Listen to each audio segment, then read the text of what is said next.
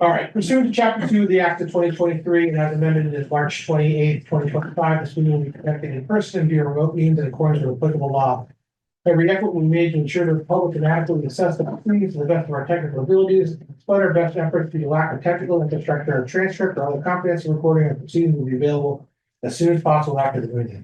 Call this meeting to order. I think we are up first, welcoming the water department. So, welcome, Mark. Good evening. And I think Mark has a handout. What we can. Oh, this is a 5-year projection. Okay. I guess one question is everything on here in ClearGov? Yes. Yep, Okay, perfect. All right. it's, I've made some last minute changes, some reductions, but Okay. for the most part, yes, yeah. Alex, would you like me to display it for the folks at home? That would be great. Is that okay? Yes, yeah, I'm just having trouble getting on to Zoom. And I hope I'm showing the right thing, Mark, correct me if I'm not. You probably didn't get, Did I not? yeah, no, for the most parts. Okay, so we can make tweaks Move as over. we go through it, okay. Well, the first page is the, 5-year capital for the water department. My number one request is the backhoe.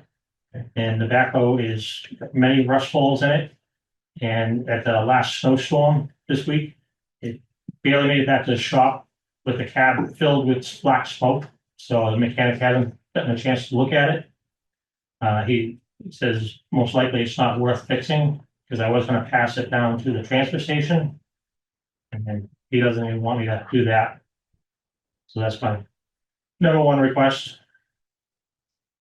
Do you think we'll get anything for it when we go to wholesale it?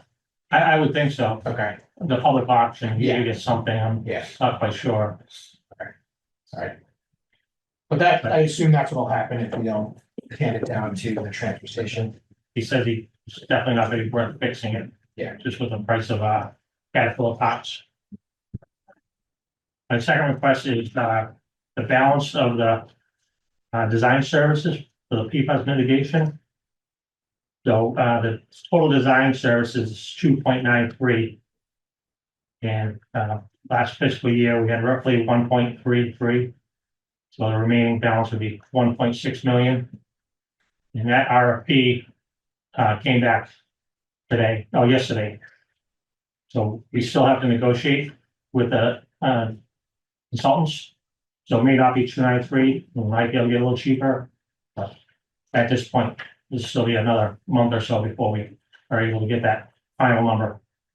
Right, this will be a separate warrant article So, yeah, and because the 2.9 is based on a percentage of the total cost, not. So we probably won't know the cost, or hopefully we'll know at the end of February. Yeah. In time for the annual town meeting. My third request is to replace the roof at Lake Shore, so this is just the asphalt shingles. The estimate was 55,000, we're hoping to not have to do too much work and just replace the shingles themselves and be closer to 25,000. But it's an active well now, and it's gonna be in service for a bit longer, and we wouldn't want the building to just deteriorate. So in ClearGov, you noted 15,000 for this year. Katie had it broken into two pieces, 15,000 for year one and 40,000 for the following year.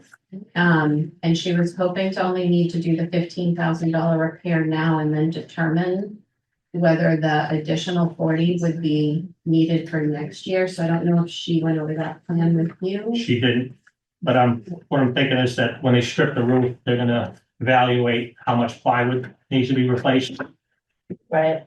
Oh. When she brought this up during her presentation, just if we can do the bare minimum.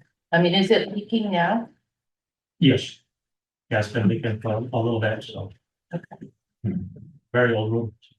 But I'm hoping we can just replace the asphalt shingles themselves, and that'll get us by until the well's decommissioned or taking our service. So are we staying with the 55? for the 15? Well, I think we definitely want to give us a little wiggle room in case there are some pieces of plywood that need to be replaced.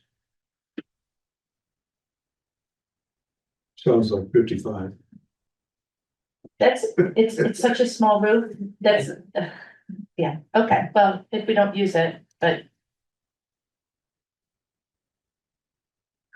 We could always go back and clarify with Katie before you guys prioritize. But we know that the request is out there and to do the whatever comprehensive repairs are necessary, the ask is 55, but she did indicate that it could be done over 2 fiscal years. So perhaps we firm up those numbers with her, the allocation, make sure she's comfortable with 15 or whether she would like to see it go to 25 just in case. And we can report back to you if that's what you guys prefer. Yeah, that'd be great if we could just. well, it's out of the retained earnings, it's really not. But we still want to make sure that, so before we go too far, let me just give you a quick update. So I checked again today and DLS has still not certified our free cash and retained earnings. But I'm anticipating that water retained earnings is going to be certified at somewhere around 2.7 million.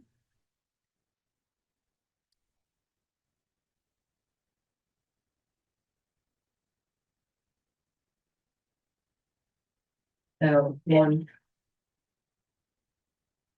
And we're still with the projects, capital projects that were forecasted as part of the rate study. We're trending within that or less than what we had forecasted. So the backhoe was there, I think the backhoe was for like 180. This is 160. There was a truck and that got moved to next year, so we're putting in the roof in its place. So we're less than what we had forecasted. correct. And you know that we've recently transitioned to the new rates as well as to the quarterly billing cycle. We only have the results of the first quarterly billing cycle in place, and we'll have I think the next bills are due They're due on the 15th. 15th. So we'll have results of that and see how we're trending with respect to revenue, but I don't have that right now. We know that the first quarter, we saw very positive results. We saw an increase. I think we talked about it last time we got together. There So wasn't a dramatic usage of water as a result. correct. It was a little difficult to look at that time period during that, the transition to quarterly and trying to marry up apples to apples. But as we get through a few more quarterly cycles, we'll be in a better position to really analyze whether we're hitting those targets or not. And so we can report back to you guys in January once Corey and I have had an opportunity to look at the results from this current billing period.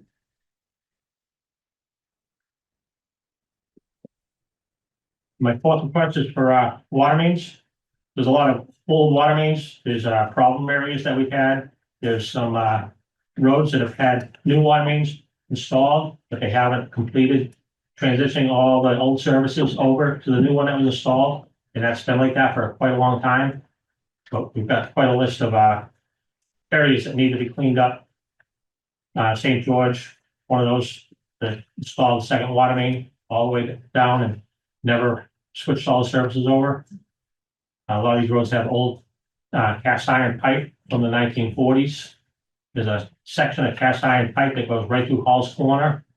That's old and should be replaced. That's a critical point. Piece of tank that's on Crescent Street. If we were to lose that, it would be very difficult to manage the system. So when I look at that, it looks like you recommended 400,000. Next year, 1.5, so that's the 2. Probably. Well, the 400,000 is what's available in retained earnings. Right. It's what? It's what's available without borrowing, so it's within it's Okay, gotcha. so it's Within the anticipated funds on hand. Yeah. What is not included here, so the recommended column comes out to 2.2. I just indicated to you that I anticipate that retained earnings is going to be certified around 2.7. So there's a little, breathing room there. We do need to use some of the retained earnings to cover the cost of the collective bargaining agreements that we are negotiating right now. That amount, of course, is not $500,000, it's much smaller than that. So I do need to make sure we reserve enough to cover those costs when we go to town meeting. So this will leave a little bit of buffer in retained earnings as we go into the next year. So What's the, remaining funds in Article 15? What's Article 15? That's money that was approved for PFAS in the last fiscal year. So we took a pilot study out of that for PFAS, and that was 400,000, and then we have the OPM. It's the owner, project manager. yeah, So that the note whole should go up with, it's PFAS related.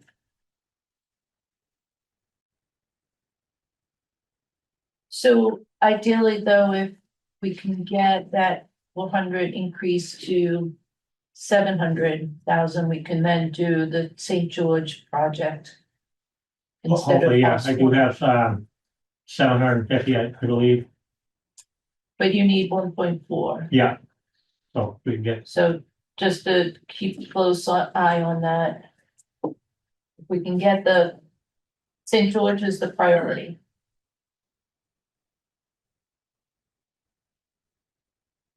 Is St. George the priority? yes.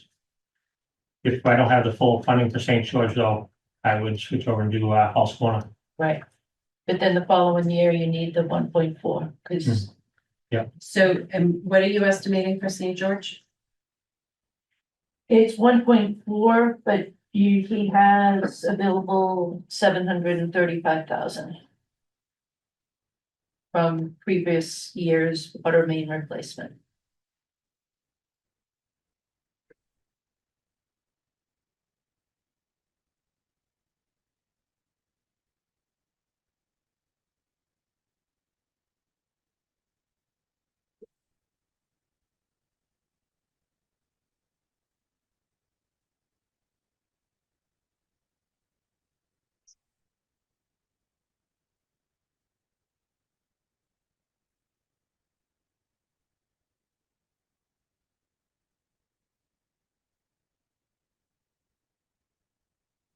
Do we want to go over FY 28? I mean, I guess just well. I think we talked about the big ticket item, which is the PFAS mitigation, which I think we'll understand more hopefully at the end of February is, I mean, nothing. There's nothing overly unusual there. Do you have an estimate on the Birch Street water tank? The original estimate I had was 1.2. It's probably gone up a little bit since then. I've been pushing this back every year. Ordinarily high for a paint job. Oh, they're up there, but this estimate is probably from 5 years ago.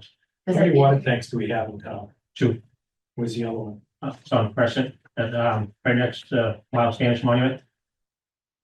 Oh, That's a concrete tank, so it's got epoxy coating on it. But doesn't require paint or nothing. But the Birch Street tank is steel tank. It doesn't have, much rust on it yet. It's still got paint, but it is wearing on it. Is this exterior only? Yeah.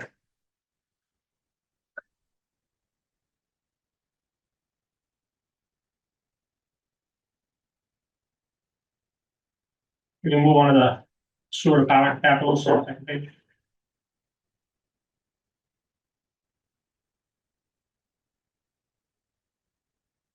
Last fiscal year, I asked for $250,000 to install a generator that will run the sewer plant and the last silo station. This way, the whole sewer system will have power during a storm. If we had to use the high school or the steel building for emergency shelter. And then there was, when I first got here, we had a storm where they wanted to open school and they couldn't because the sewer plant wasn't in operation. So that's when they originally asked that I install a generator for that system. So I just got back the bids today. It came in at $270,000. It was 20,000 over the request from last year. Well, better than what the consultant thought. Yeah. Yeah, the next one was like almost 400,000. We're lucky to get one good bid. So you're saying we allocated 250 last year? Yeah. So you have that. Yep, So are you asking for 20,000 or are you asking for 75? 20, that's the change I made. That was the change. Okay. Yeah. Those just came in, so. Good time. The next one is sewer maintenance. So this kind of covers just the emergencies and the big ticket items that just pop up. This year we had both of the SBR motors fail. To replace one of them, just to buy it is $14,000. We couldn't wait long enough to buy one, so we had to have them both rebuilt. We had to pull the unit out, install them both back in, rewire them, and that ended up costing quite a bit this year. Was it 15,000 each? Yeah. So spent off 30,000.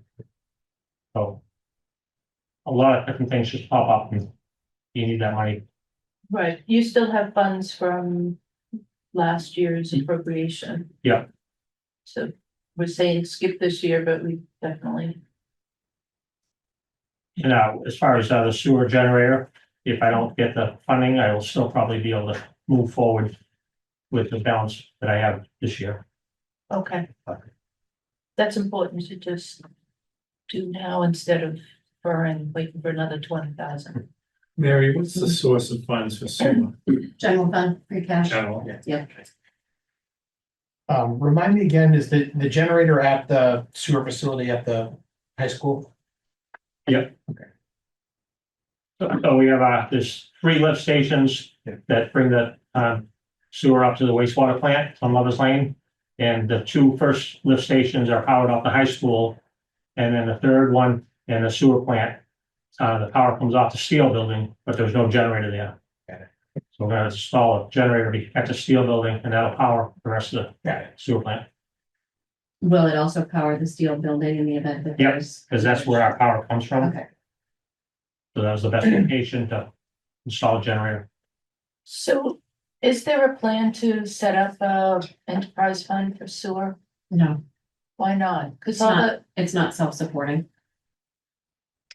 In order to be an enterprise fund, you have to be self-supporting, and since the town is the largest sewer customer, it's not self-supporting. We don't charge ourselves. so the money that's collected for sewer, General fund, it goes to the general fund. Okay. correct. But we can't fund these because there's no money from the sewer funds already collected. Any revenue that goes into the general fund is not allocated to a specific purpose. Sewer is not an enterprise fund and will not be an enterprise fund. So we have sewer stations, or what have been referred to as hobby systems throughout town. I'm sorry? Title 5. Well, I'm talking about the ones like, Bluefish. Bluefish, and what is it, Bay Road and. Wadsworth. Yeah. Exactly, Yeah. so. Not Yes. Snow Tower, yep. So those systems, we charge customers sewer rates and we're operating those systems and charging them betterments for it. But in addition, the town operates a wastewater treatment plant. And the cost of operating that treatment plant is a general fund expense because it's servicing municipal buildings. And so we don't charge ourselves for the cost of sewer. We just pay for the expenses. So it's the sewer operation is not a self-supporting operation. If you connected the St. George Street buildings to that sewer system, could you charge them for it? Anybody that we connect to our sewer system, we could absolutely charge them. But that would- Capacity issues also. But I think we've looked at that. We have the ability to take in capacity. It's a matter of building the infrastructure in order to make that happen. Yep, and I know that, there's interest in some businesses that are down in Snug Harbor that would like to connect, but the cost of we'd have to do a study. So the question is, does the town want to fund a study in order to determine the viability of adding additional connections to that treatment plant? And that would be step one. And then if the town did want to pursue that study and the study revealed that we could take in the additional capacity and charge customers, then, we need to determine the cost of that infrastructure to bring those lines to those properties. And determine whether we want to move in that direction. Based on the study that was just performed around the Partridge, I would say that area would be better suited to tie in to the high school, because that is causing issues with our well water, with all those people on septic systems so close. So that would be the study I would recommend. And it's impacting the Bluefish River. You need a large group of residents to tie in at once to make it worthwhile piping it to the, Right. and then by the time you got a large enough group, capacity wouldn't be enough at the sewer plant. Yeah, so I mean, if that's something that this group is making a recommendation for, then I think that the next step It's is. not a cheap, but we are contaminating the bay from those properties. I would suggest, and I certainly think it's worth a conversation, that if this group is making that recommendation, that it go to the Water Sewer Advisory Board for contemplation. And then the Water Sewer Commissioners to determine what they, foresee as a strategic plan with respect to sewer. Mary, do you remember off the top of your head what the cost of we contemplated a study last year for St. George Street? Was it 64,000? That's the number that sticks out in my head. Yeah, it was 40 or 50, Okay, maybe 45. 45 grand I'm thinking it was in the 45 range. That was pricing from a year ago. from a year ago. Yeah. Okay. So your 50 to 60 numbers probably more accurate at this point.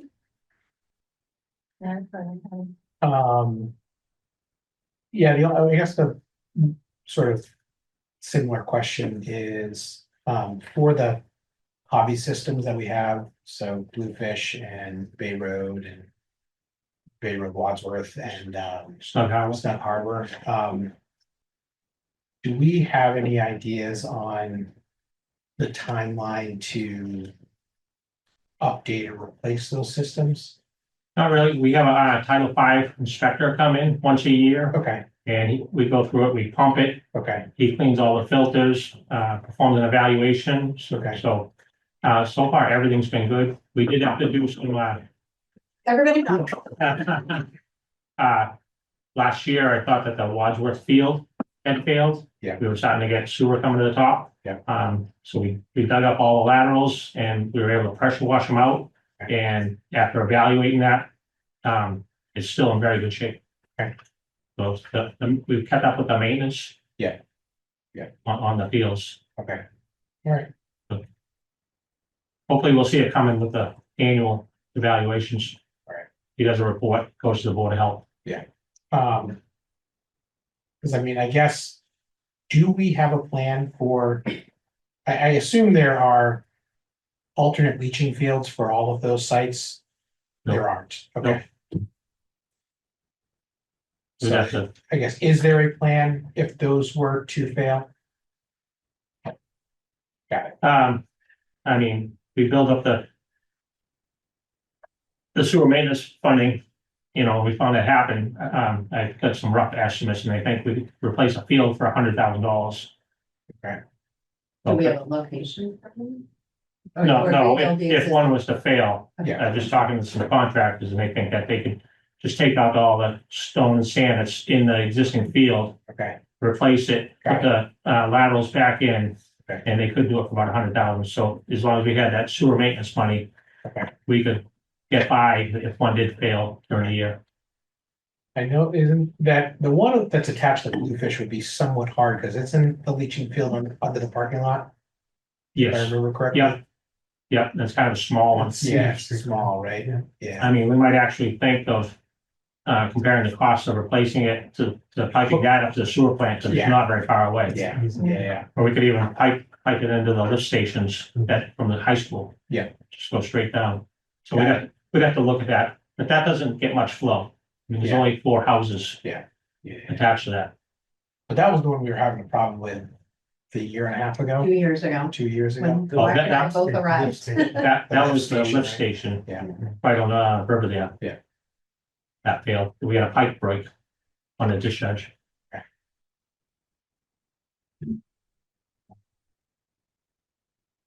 The third request is for maintenance. So the Bay Road has E1 ejector pumps. There's 40 of them, and they all tie into a 2-inch PVC pipe. And there's about maybe 8 or 9 manholes, and each one of those manholes has a stainless steel setup of valves, and it's meant to be able to clean out. If we had a plug in that line, Yeah. we'd be able to connect in that manhole and blow it out and clean it. Yeah. And as far as I know, it's never been done. There's probably a coating of grease on the inside of that 2-inch PVC line. But when we've inspected those manholes, we found that the stainless steel valves, you can't even budge them. They've just never been operated, and even though they're stainless, they're frozen solid. So we should look at, Didn't we kick the can on this one last year? yeah, We did. so this request for 40,000 is just a rough estimate that I have, just to bring somebody in and set up a contract that we'd be able to maybe do the next year, have somebody come in and actually do the work. Okay. Is this one of those things where if we were to give you 10 grand, you could do 10 of them? Or is this better to do all in one place? So we have the plan, so I don't think it'd be too hard for a consultant to set up a scope of work and set up a contract. Question? And I think we'd get the best price if we just did them all at one time. Right. Well, I'm just gonna make a recommendation here when we talk about sewer. Obviously, this is, when there's a problem, it's a public health issue, right? So we've got to be able to respond. So each of these items ends up, whatever ends up on the capital plan and gets funded, ends up becoming a separate article with the funding attached to it. And those articles carry forward year over year. And in order to give Mark and his team the most flexibility with respect to sewer, my recommendation would be, depending on funding, we follow item number 2 and just maintenance. allocate an article called sewer repairs and maintenance. So that he's not beholden to just Bay Road, because if he had, even though he would like to move forward with Bay Road, in a preventative fashion, if he had a failure Sure. at another location, he would not be able to use funds allocated for Bay Road. I've got to stay true to the intent of an article. Yep. So I'd rather see it a broad generic description of just sewer repairs and maintenance. And we defer to Mark and his team on the priority. Does that make sense? Sure does. Why is maintenance a capital item and not a operating budget item? Funding. Funds the same either way.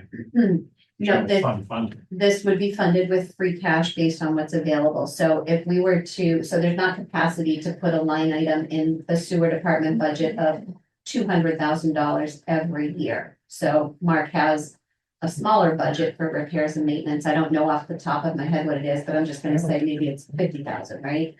This, by setting up an article for 200,000, he can carry it forward. So in a given year, he may use 40,000 of it in year 1 and have the ability to carry that forward and respond to emergencies.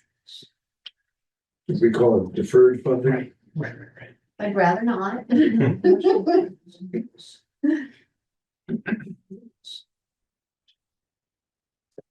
So we collect. I think it's like $380 or $400 per household on sewer. And that's going into the general fund. And then we have to try to claim out what we've put in. Mhm. That's for sewer maintenance. So, but remember that, the sewer operation includes labor, employee benefits, all of the folks who are doing the work on sewer. That's all part of the equation. So those sewer dollars that we're collecting are going into the general fund as a receipt to cover the direct costs that we're funding in the sewer budget. They're not going into a separate fund. But you're saying zero is available, Meaning, well, not recommending any. Well, I guess, oh, well, so that, right now, Candace, it depends wholly on what gets certified for free cash and what becomes available. And I don't have a number to give you guys until I hear back from the state and they certify it. Okay. And then you guys are gonna go through your prioritization Yeah. process. But we know there's a big ticket item on the radar for the feasibility study. And if there's, we need to determine whether that's gonna be funded through free cash in Article 6, or whether it's gonna be a standalone article for a borrowing with a potential debt exclusion. Like that decision has not been fully made yet, because I'm hearing back from Fiscal Advisory and Finance Committee that they have opinions on how they would prefer to see that funded. do you have area number on what we collected in sewer revenue? Is that a line item that we can, I can pull that up. I think that's what we're trying to understand here is, what are the ratepayers paying annually to the town? And then I think we owe it to them to maintain the system to a standard.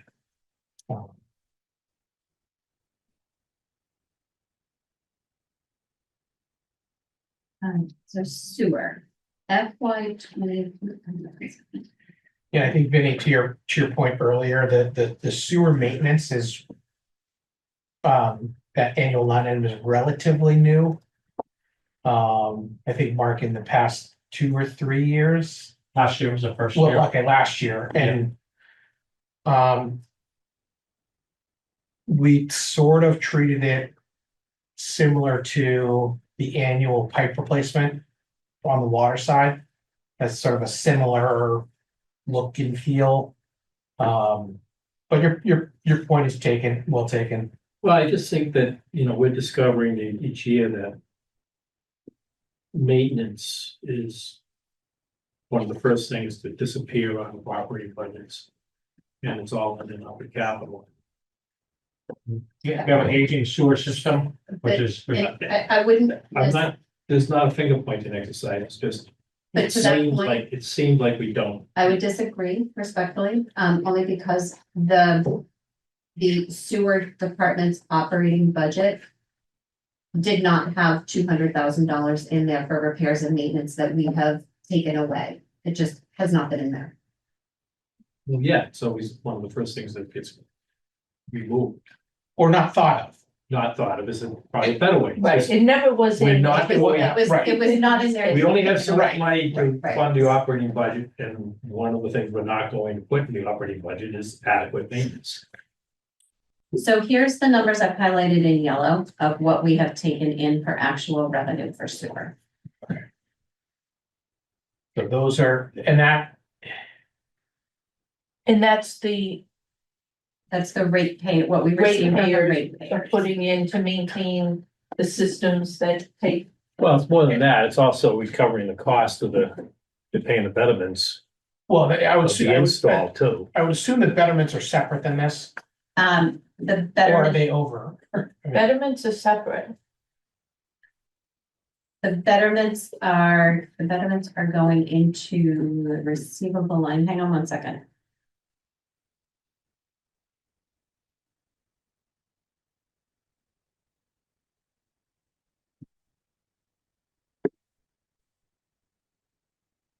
I don't want to get back on this. Yeah. Really a discussion between us and finance as to whether or not to put that line item in the operating budget. Well, last year we did appropriate the 200,000 for sewer maintenance, and it allows at least some maintenance. And that you could use the 20,000 for the generator, right? So there's still 190 left in there, so there's some maintenance, that's why if we defer this, it doesn't mean that we're not, Gonna do anything. we still have money available Yeah. for emergencies. So that is sewer rates only. Perfect. So my take on it partially is related to the, well, what's available for capital, and if the availability for capital keeps being eaten away and it's capped at certain policy rules regarding the total revenue, total tax rate, creates some stress on the ability of the fiscal advisory to deal with it, but somebody's got to deal with that stress, so as long as we think there's sufficient capital funds for doing what we need to do. I also think the issue of the sewer system and water system ought to be included in the context of safety.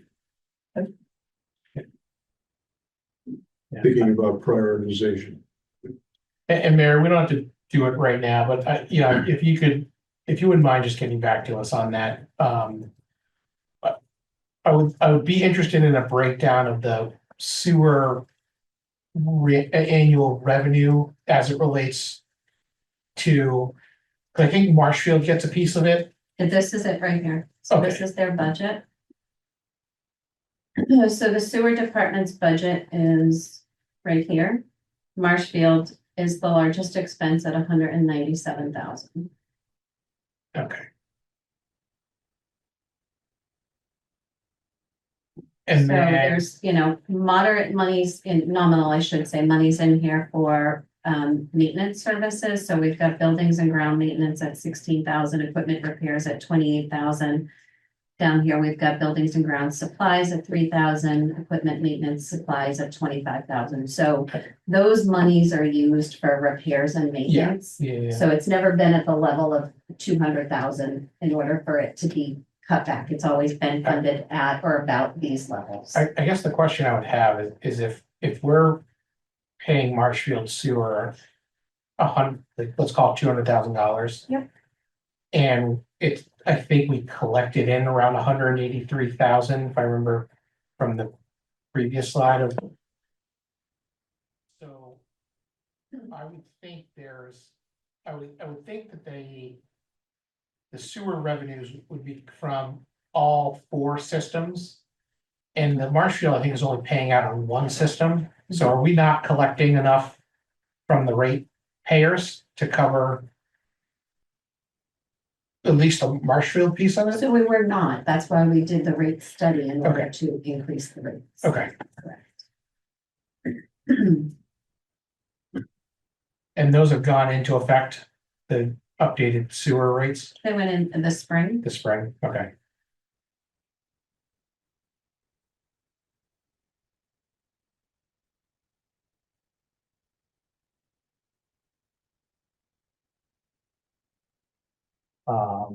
Do you happen to know, Mary, if the rate study, did it take into account this forecast for the sewer maintenance, this go forward of, $200,000 a year? It did, Mhm. okay.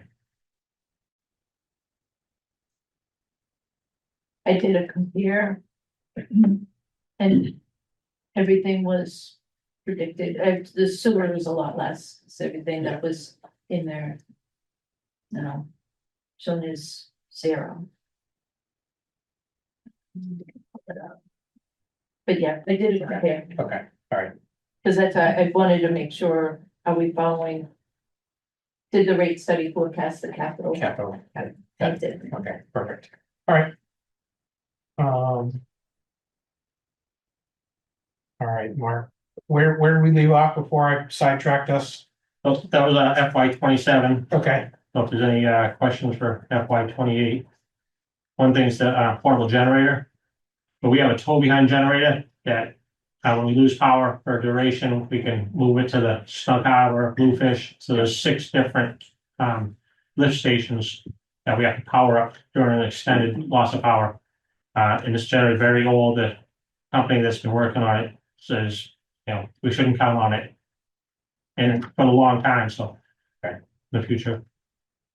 Will there be other portable generators that we had at the water treatment, the well? No, we'll end up incorporating that into the PFAS treatment plants. Right, because we'll get new ones, but we have portable ones for the wells. For one well. We can use this same generator for Mayflower if we need to. But generally, most of the storms are in the winter when there's not a high demand. So we can get by with the two wells that we have with generators, which is Damon and Evergreen. But the PFAS will add it for Fremont and Yeah, I have 103,000 left over from a couple of years ago. But it's not gonna do much for installing a generator. That's in the water budget, for the water capitals. okay. But if you bought a portable generator with that money, you could use it for the sewer also, right? You could. But it would make more sense to install generators when we upgrade the plants for the PFAS treatment. Understood, but that money's already reserved. We're asking for the new PFAS, which includes the generator cost. Mhm. So we might not use that money. Right. We could, yeah, we might return it. All right, Or buy a new portable. Generator. Yeah. Possibly. Okay,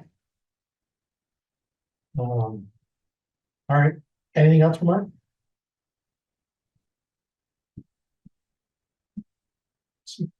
Thank you so much, Thank you. appreciate it. Have a good night. You too.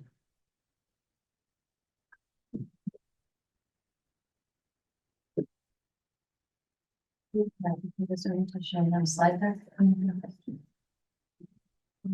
have just like, I have it on the, Thanks, guys, have a good night. Good night. Thank you. and it was. Oh, none. Sure, okay. Hello. My name is Jeannie Horn. I'm the Human Resources Director. And I'm here tonight to talk about a potential HRIS and payroll systems solution that could work for the town and the school. And I'm here, joining me tonight is Tony Keaty. He is our Human Resources Director for the school side. We have Kim DeGrace, who's handing out hard copies of the presentation. She's the Town Assistant HR Director. We also have our Chief Technology Officer, Mike Woodford, who's joining us remotely. And of course, we have Mary McKinnon, who's here. And we have been working, really, this is something that the town's been interested in for a long time. I know that it's been on the Chief Technology Officer's dream, list since the first time he was the Chief Technology Officer.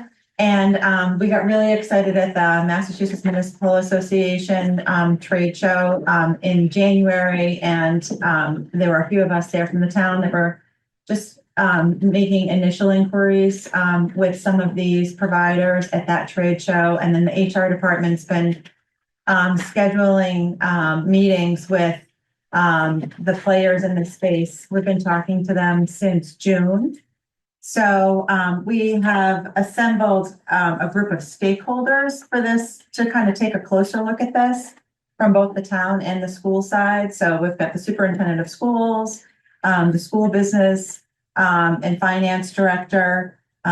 We've got a representative from payroll, from accounting, from finance, the school HR director, the town HR department, and we're all looking at it to find out what solution may exist in order for us to find a cohesive solution that could work for the town and the school. So just to give you an overview, so basically we're looking at a HRIS system, which is a human resource information system with a payroll component that would provide us with a centralized system that manages employee data and integrates payroll, timekeeping, attendance, benefit administration, paid time off accrual and approvals, onboarding and reporting. It would be a single source of employee information that would allow us to gain greater efficiency and functionality across the enterprise, which is really important. And as you may recall, I had a budget presentation earlier this year. So just to remind you that the town HR department is the centralized hub for town and school benefit management, and that's for active employees and retirees.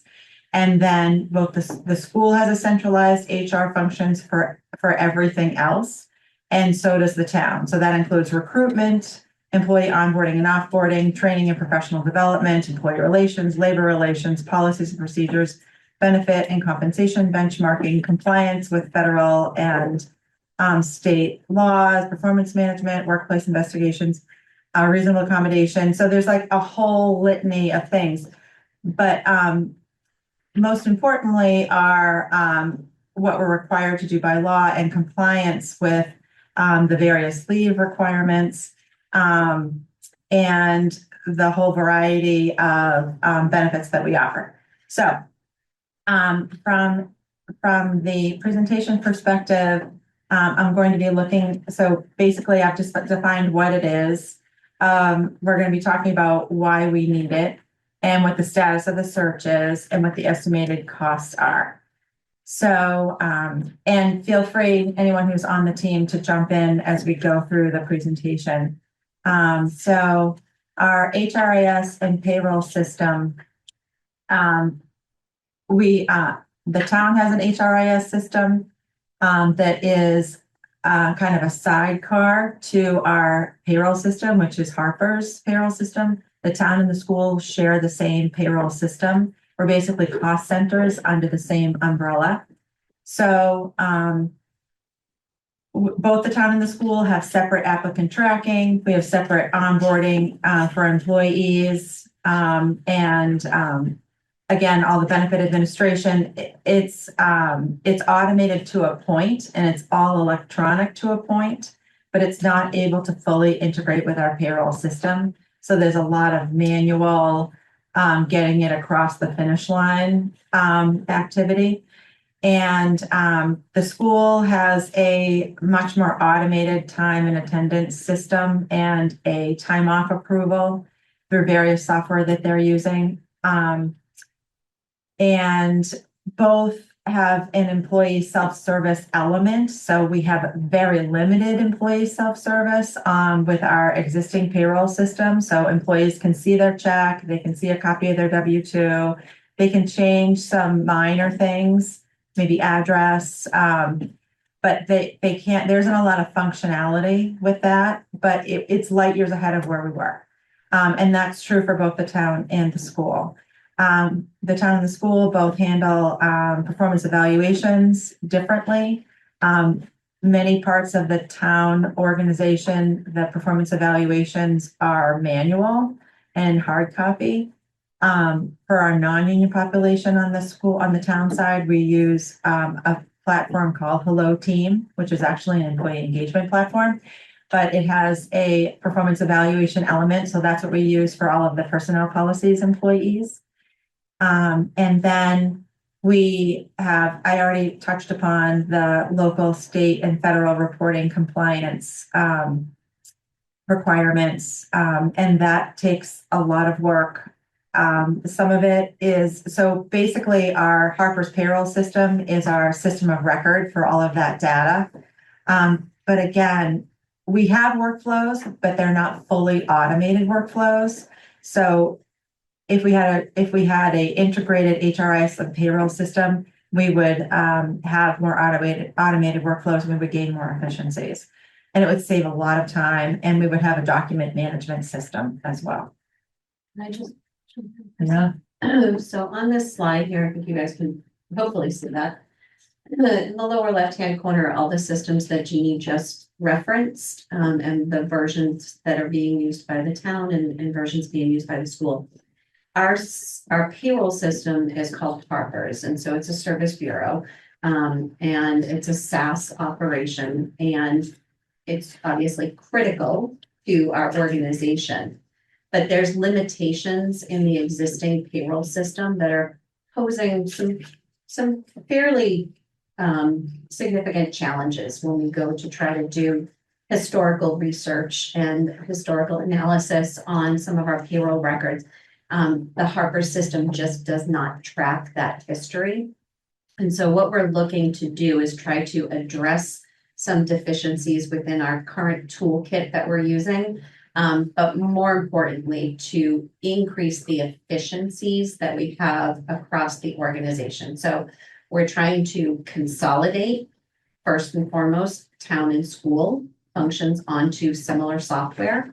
And then we are also trying to address the manual procedures that we have and try to build in much more automation. So right now, when we onboard a new employee, they're introduced to an electronic process, right? So they fill out an application and it goes into an applicant tracking system, and that goes through a workflow, and it's married up to the job that they are applying for.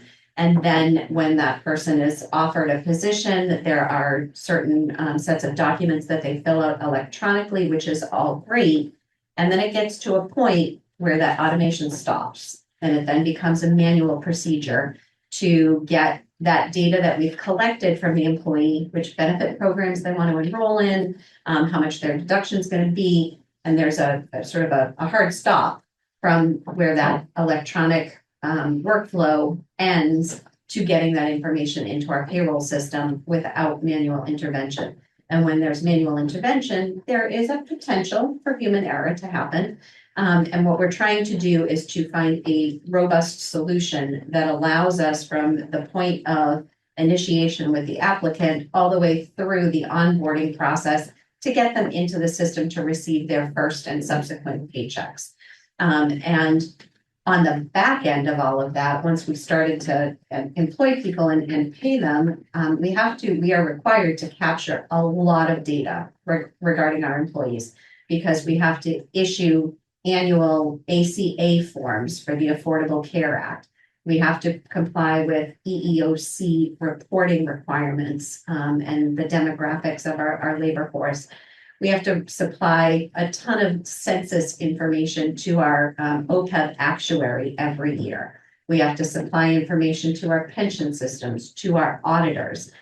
So the dependence on HR information and payroll information is significant. And given that we have, the town operation and the school operation, it would be much more beneficial for us to have an integrated and robust solution that replaces a lot of the tools that we're using today, which is a much more hybrid environment.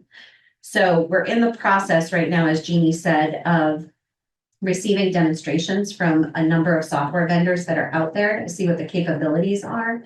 And what will end up happening is we're going to end up having to go to issue an RFP, given the price of these tools that we're looking at, and have a competitive, bidding process. But we've done a lot of legwork so far. These folks have reached out to a number of different vendors and tools, and we've got a lot of information under our belt right now. And so what we're asking this committee to do is to work with us to have a placeholder on the capital plan. And in order for us to pursue procuring a software solution to accomplish all of these things that we're talking about. What that price point is going to turn out to be is something that we're working on right now. So Jeannie's got some information we're going to share with you. And we're going to ask for a placeholder and hopefully work within that budget. But we're going to refine that because we have additional demonstrations set up with the vendors, either more in-depth conversations with ones we've spoken with so far, and also with some new ones. And those are scheduled for January. So we're going to work on refining these numbers for you. Does that all make sense? It does. So that lists 7 different software packages between the town and the school. Will all of those be replaced? In part, some of them will remain because some of them are used for other, and you guys can jump in. Some of them are also used for other things. For example, the Aspen system over at the school is used for student information tracking as well as for staff scheduling. So Tony, do you want to speak to that a little bit? Yeah, so it's a good question. So looking at the school side, most of those ones are school specific around school functioning. So Talent Ed is our applicant tracking system, employee records. That's owned by a company called Power Schools. Power Schools runs School Spring, which is the most popular job site for teachers or educators. So those workflows are all connected. So it would be difficult to replace that. Vector is our performance evaluation system that is specifically designed around teacher evaluation rubrics put up by the Department of Elementary and Secondary Education. Very school specific. Frontline, same thing. It is for staff attendance, but also does accruals. And it's a system that manages our substitutes. So the way that works is a teacher or staff member will be coming in.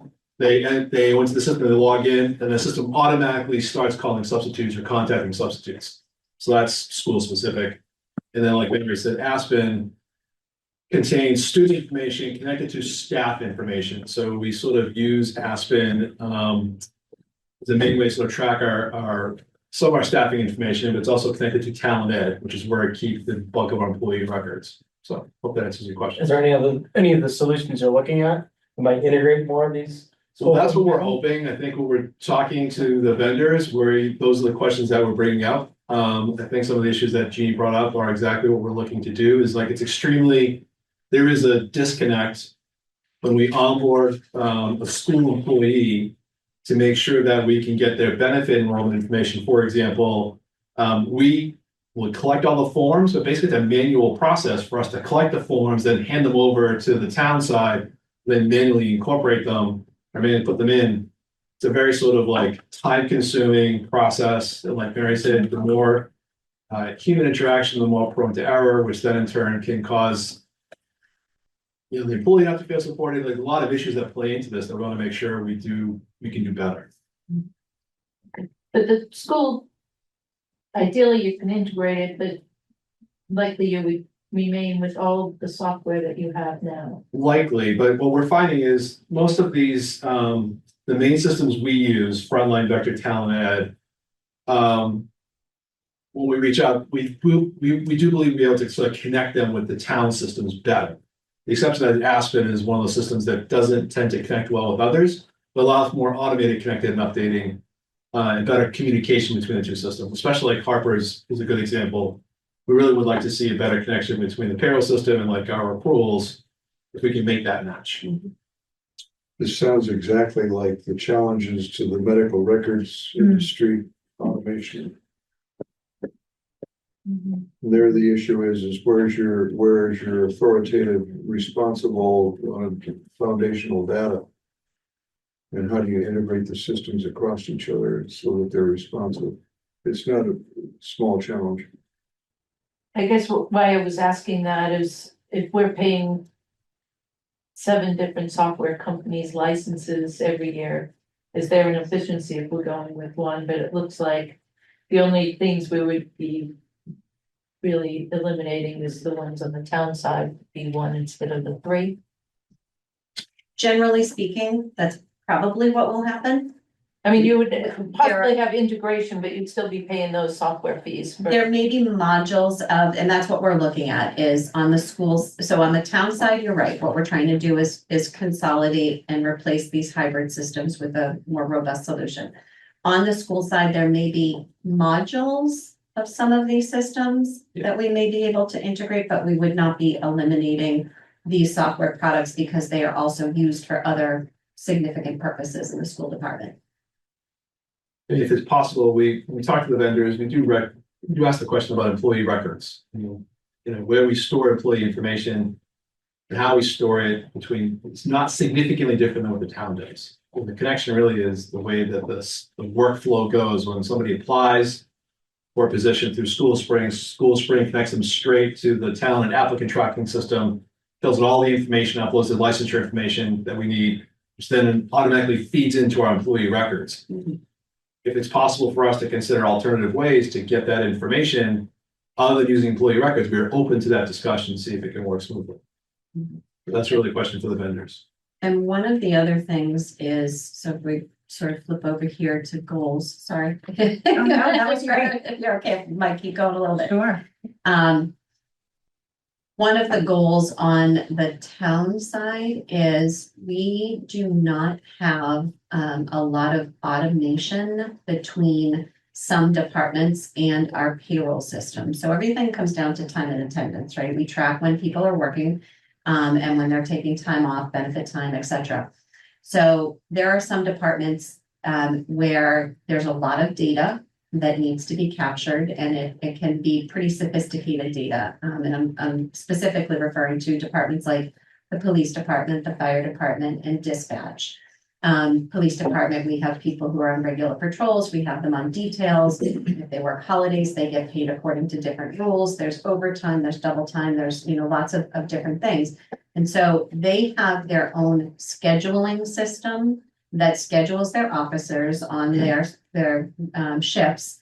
And it also schedules details with vendors, and it provides a lot of functionality to those departments, and provides all of the data collection that they use on incident reporting and the number of calls and what have you. So we're not proposing to replace those systems that are embedded into those organizations, but what we are proposing is to create integration between those systems and our payroll system.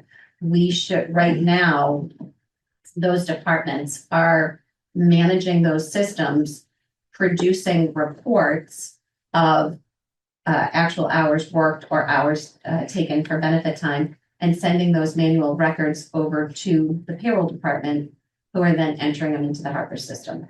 That could be made much more efficient by developing integration. And there are a lot of complex rules regarding how we pay firefighters and how we pay dispatchers with, all of these 24/7 schedules, right? So one of our biggest goals is to try to import time and attendance data and become much more efficient, not only within the town's payroll and HR offices, but also the police department, fire department, dispatch, and really make those workflows much more efficient for everybody. So that, and part of the challenge with that is we would have to implement some time and attendance systems that needed to be collectively bargained, which we are in the process of doing at this time, and have been enjoying some success with that. So this is at the juncture that we're at is the appropriate juncture for us to start looking at these solutions. We mentioned a couple times of like these systems not integrating. Do we not have the capability to build an API or sort of send a flat file and ingest it? I don't know, Mike, I don't know if there's a better question for Mike or the team or. I would definitely defer to Mike on the API stuff, but I will, if I could, Mike, just for 1 second. One of the biggest obstacles that we have is really a limitation in our existing payroll system. So the town switched to Harper's, which is software as a service, and they did that back during the pandemic when there was remote work happening, and they needed a solution that they could access remotely. And this solution was a very good solution for that purpose. But the limitation that we have in Harper's is sort of very significant. Yeah. When somebody changes a position or changes a pay rate or, has a new personnel action on their profile, the system is only capturing the current. Doesn't keep the It doesn't keep a historical record, which becomes very challenging for us to do a lot of things, not the least of which is responding to public records requests. And the same goes with accruals. And so there's very, very limited accrual history for us to lean on and be able to do our jobs effectively. And so we really are trying to solve that big problem in addition to these other issues that we're talking I about. think you're gonna struggle a little bit finding, so I've gone through a couple of these. I think you're gonna struggle finding a service provider with that level of audit trail, especially around the movers, what we call, they call them the movers, right, between job roles and whatnot, like. Yeah, but the benefit, I mean, It exists. Yeah, They- I've they- had it previously. there's some out there. Yeah. But at the same time, some of the, Harper's does offer some really good features Yeah. and solutions for us that have served us well. They do the quarterly and annual tax filings on our behalf to make, and which is critically important. Because if you don't file on a timely basis with the Yeah. IRS, you will immediately receive a very expensive fine. Are these all like the 990s and? These are the Or SIP 941s. 941s? And they also handle the W-2 processing, which Yeah. is also time sensitive, and the IRS has even shortened the window during which towns are required to produce those. So, yeah, and the ACAs, yeah. So, the deadlines used to be March 31st. Now they're January 31st. Yeah. And so having these service bureau operations be able to fulfill those obligations has been extremely beneficial. But at the same time, there's some limitations that we're experiencing. I have a question about the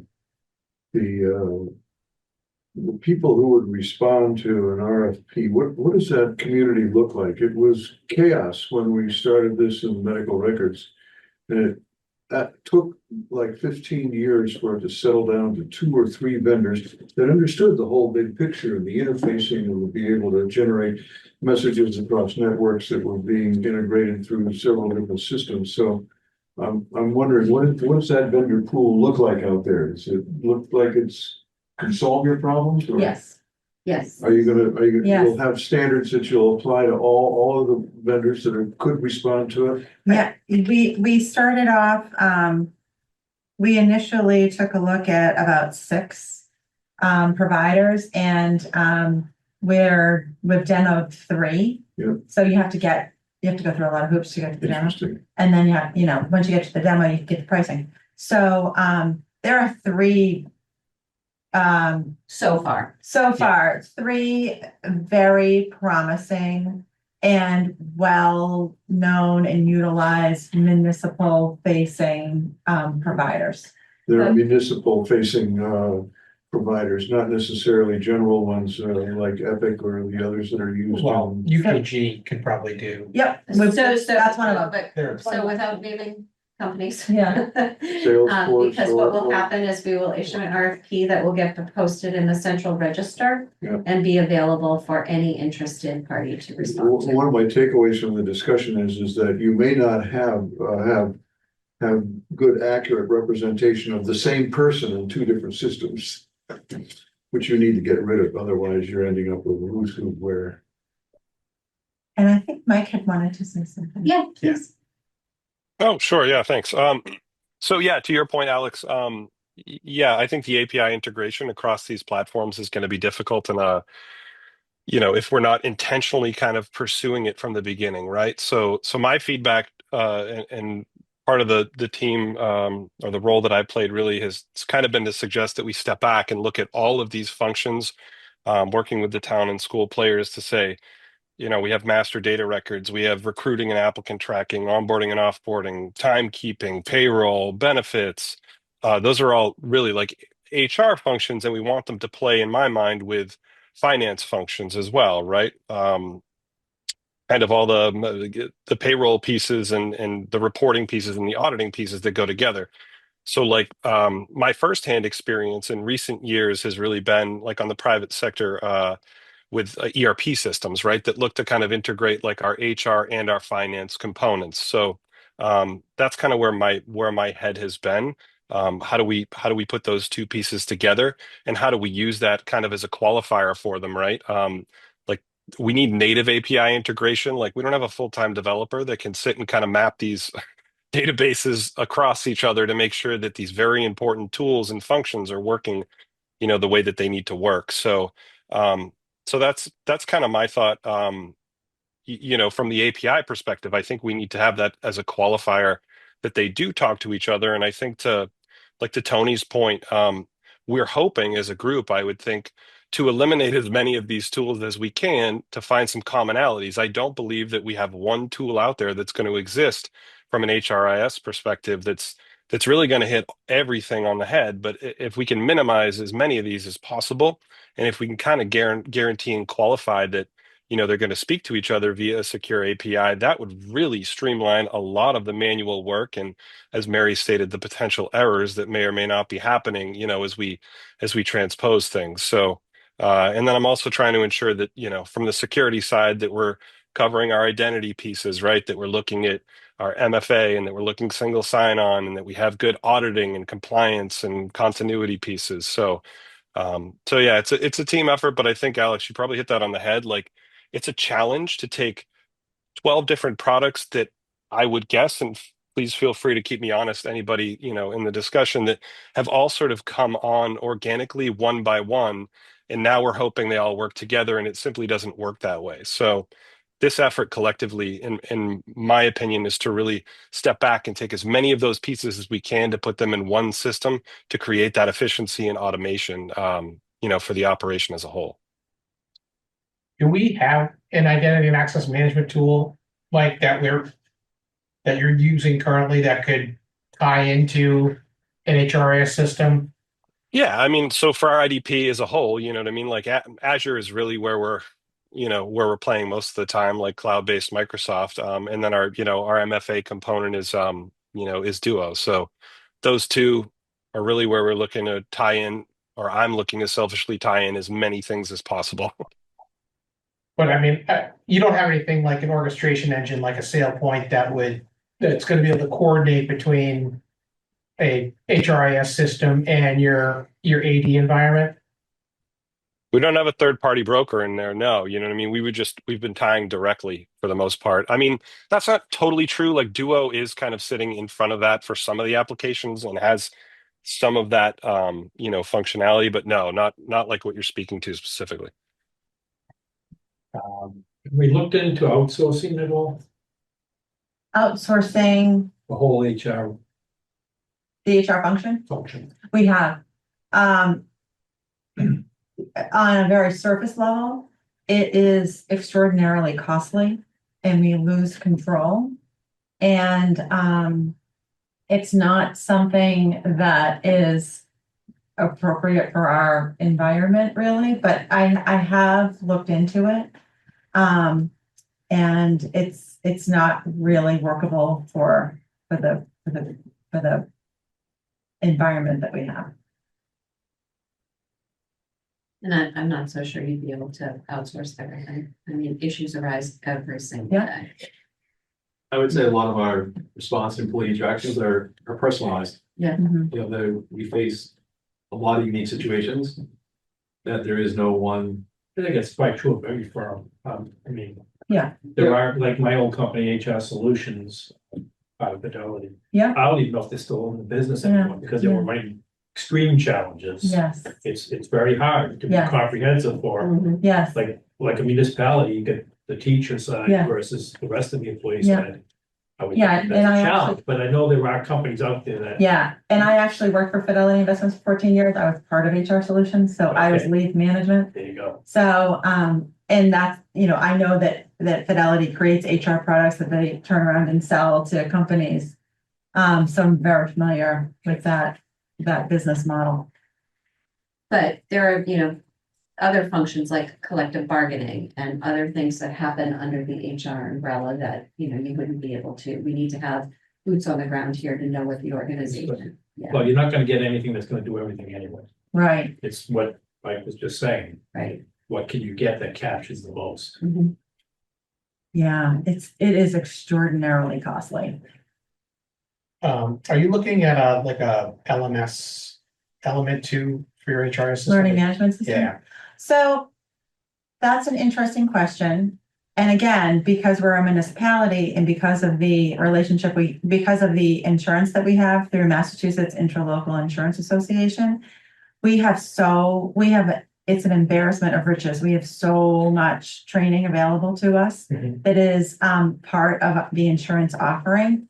So what we have found with most of the providers that we've spoken to is that they do have a learning management system embedded in there that is an additional cost. Alternatively, many of them offer a solution that would allow us to capitalize on the resources we already have, which I the prefer. tracking piece. I mean, if you have content someplace else, Yeah, great, right. because they're refreshing it, but like it's really the tracking on Yes, the employee side. yes, What have they taken? What haven't they Yes. taken? What's required? right. And I would assume you'd want some limited functionality to send out codes of conduct on an Yeah. annual basis and track that stuff. Right, Um, right. And not only are many of those resources available to us through our existing insurance relationship, the tracking of it then drives the lower cost of our insurance. Yeah.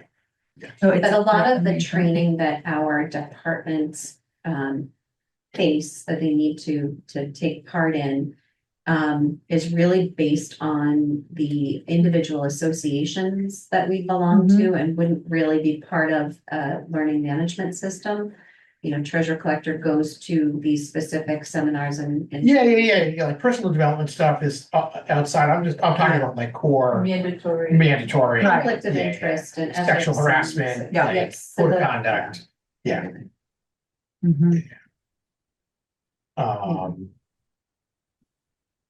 So, and I also want to point out, like, we have not been static in this space. So, when I first got here, 17 years ago, I didn't have access to, our payroll system. So if I wanted to look up an employee, I had to cross my fingers and hope they were a Blue Cross Blue Shield enrolled person so I could use their system so I could see how to spell someone's name. So like, we've come a long way. And I think, we're learning a lot along the way. And, we do have systems in place that didn't exist before, but I think we all recognize that we're at a place where we can really capture some efficiencies and improvements and automate our workflows so that we can continue to capitalize on our available resources. I mean, the accountant in me sort of has to ask the question of like, do you anticipate any reductions in staff because of efficiencies you're going to gain through improvements in I'll answer so right now, we've already incurred reductions in Right. staff. Yeah. And this is not necessarily a result of that. This has been a conversation that we've been having for quite some time. Yeah. This will fill some of the gap that we've already experienced. Okay. And remember, if you've gone through any sort of implementation and data conversion, these are not short or simple turnarounds. I've done software implementation for 20 years, and I can tell you that data conversions are perhaps the most torturous experience of a person's lifetime. Professional life, yeah. And so, we are looking to improve our existing operations. If over time that results in such strong efficiencies that we're able to do that, then yes, we will absolutely entertain that. But right now we're looking to make sure that we're trying to select the proper toolkit and go through the implementation process to yield the results and the goals that we're Right. seeking. Right. And I think the way I'm looking at it is like timekeeping, attendance, that is an enterprise-wide challenge. So there are certainly efficiencies to be gained there, and it will be a time saver for every single department. I can speak on the town side. If we can automate our timekeeping, attendance, accrual, even our time off request system, that there's low hanging fruit that we can capitalize on that's going to make all of our lives so much easier. So that kind of like what Katie said during the select board meeting, we're all getting paid to do a job, but the administrative burden of the regular day-to-day business is draining, and it's taking time away from more critical work that our talents can be put to use to do. So I think that, I'm looking at it kind of from an enterprise perspective, and I think there are certainly a lot of advantages. So is the ask? Oh, I'm sorry. Is it FY 27 or FY 28? So the ask would be for FY 27. And right now we're asking you to put a placeholder in there of $200,000. And that would, it would balance out. We would eventually phase out some of the town expenses. That ask is right now just based on real initial preliminary conversations with a couple of vendors. And like I said, we're still sharpening our pencil and working with some other opportunities out there, and we'll provide more information in January. would the 200, what would the $200,000 get us? Is that like 3 years of, That would be, I assume we're going- that would be annual. That would be that would be to set it up. okay, And that's why so we- that's the initial setup And then we need to figure out, plus implementation and then. Okay, and it would have a budgetary impact going forward. So that's why we need to continue to do a little bit more work.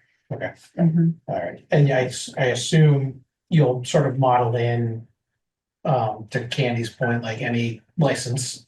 Mhm. So that will drop off as a result of Mhm. replacement. Right.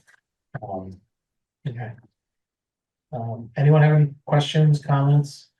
My only comment to this is echoing all the comments about trying to put in place some new information systems in organizations.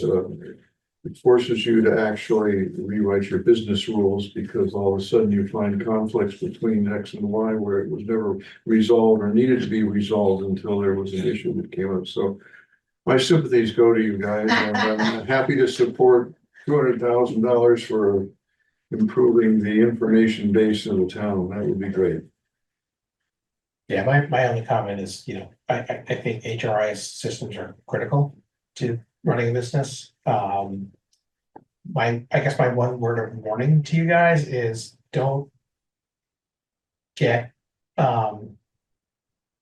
sort of into the trap of trying to find one solution that does everything. Mhm. Yep. What I've found is a lot of these, once you start talking about the UKGs and the workforce nows of the world, they tend to play well with most everything else. So if there's a talent management solution that you like, if there's a pay time and attendance, you can usually get them to play nice together. We have found, I've seen that work at other places. Where you sort of get the best of both worlds, you get sort of the best time and attendance, you get the best payroll, but you get the best applicant tracking and management. So. That's my All in only, the that's my network only word of advice. messaging and protocols. Yeah, in the past, because this will be like my fourth iteration on this kind of an effort. In the past, what we've found is there weren't a lot of providers that could do both payroll and HRIS. Yeah. But I do think the marketplace has really matured. So I'm much more encouraged with what I've seen this year than I have in previous years. But your point is well taken. It's consistent with what's happening in healthcare too. Mhm. Awesome. Great, thank you. Thanks, Thank guys. you for your time. Yeah. Nice, And nice. thank you to the presentation. team for your time. Thank you.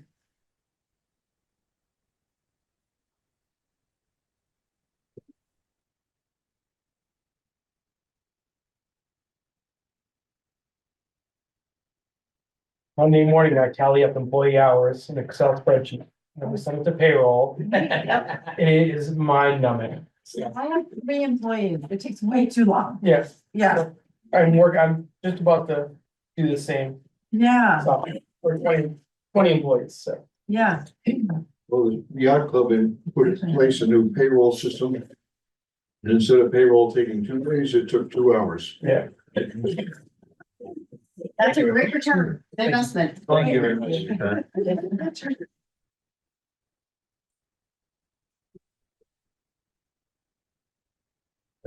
Yeah.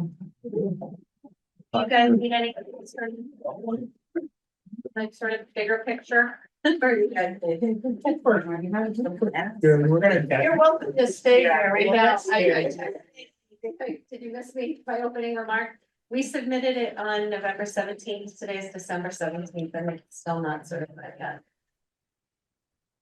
I'm trying. We've had some, back and forth, so we know they're working on it, but they just haven't finished it yet. Provide us with a sort of minimum numbers so that we start thinking prioritization. Oh, okay. You have some idea of where we can go. I think I did. I'm not sure, go back and look and see what I gave. Two or something like that. So I think minimum that totally I'm idle estimating comment, is 3, realizing that and it may actually. the end up whole being experience more in technology, data management, analysis and all that stuff We'll is get probably 20 years out of date. than that. Yeah, so. My son turned to me the other day and said, Dad, you need a refresher. Yeah, it's all the different roles that you have to deal with. You guys I have did now met one. with all of the departments, I believe, and I don't know if you need anybody else to be called back. Think so, right? We don't know just yet. We'll, might have questions, but we just need to go through. Yeah, so Vinny was just asking me, so is there a minimum, like a floor, or a ceiling right now? With a number to start with, and so I think the number that I gave you before, Alex, was 3, but I anticipate that we're gonna have some movement from that. I'm just really waiting for them to certify, Upper time. potentially up, Oh, nice. yeah. So I'd say, you could work with that. Yeah. But then I think that, we're gonna go back to reach out to Katie and get some more information. We're gonna continue with the HR stuff, so we won't have more information for you guys until January, so I'm hoping that you'll start your prioritization, but then you guys are gonna go on a little holiday break. And we'll reconvene in January, give you guys final data for you to work with. Perfect. Does that make sense? Let's start meeting. And I'm hoping that we have everything buttoned up by the end of January, so that we can present it to the community. Mary, you usually have a plan for what's gonna go into borrowing, et cetera, et cetera. Are you gonna be able to share that with us at some point in the near Yes. future? Yes. Okay. Yeah, there's really there's only 2 big ticket items that are on the radar that, I would entertain for borrowing, which is the fire department vehicle. Yeah. The, what is it, 1.1 million? Is Yeah. that, if I remember correctly, the engine And PFAS, right? and, School. the feasibility study. So PFAS, no, the 1.6 that we talked about tonight.